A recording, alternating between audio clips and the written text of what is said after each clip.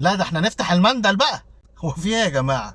بجد والله هو في ايه؟ يعني اشخاص وحسابات على السوشيال ميديا مهتمه بالاقتصاد وبتشرح الوضع، وناس المفروض انها محترمه يعني. المفروض بقى ان احنا نفهم ايه يعني. من 50 ولا 60 سنه فاتوا كانوا ولاد ملوك ورؤساء العرب بييجوا يتعلموا عندنا في مصر في جامعاتنا ومدارسنا، علشان يتعلموا اخر حاجه وصلت ليها العلوم في الوقت ده. ومش علوم بس، علوم وفنون. حتى المعاهد الفنيه بتاعتنا كانت بتطلع اجدع واحسن اسطوات وصناعيه في العالم العربي كله.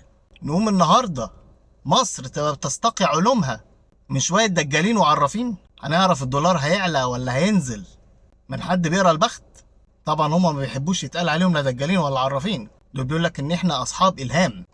هي دي مصر يا جماعه بتاعتنا؟ طبعا انا لا هتكلم لا في دين ولا في حرمانيه، واضح ان احنا عدينا المرحله دي من زمان، مع ان دي مصيبه في حد ذاتها. بس ما دام الموضوع ماشي كده بقى، يبقى احنا نقفل بقى الكليات والمعاهد والمدارس اللي احنا فاتحينها في كل حته دي. واضح ان العلوم بتاعتهم لا ترقى للعصر اللي احنا فيه. ونبتدي بقى نعمل كليات بتعلم دراسه قرايه الفنجان، فتح المندل، دبلومه في قرايه الكف، وممكن كمان نعمل MBA في الكريستال بول. ولا اقول لكم احنا نجيب هاري بوتر شخصيا يعمل لنا كده مدرسه هوجورتس صغيره كده على مقاسهم على قدنا، عشان نتعلم الموضوع ده يعني على اصوله.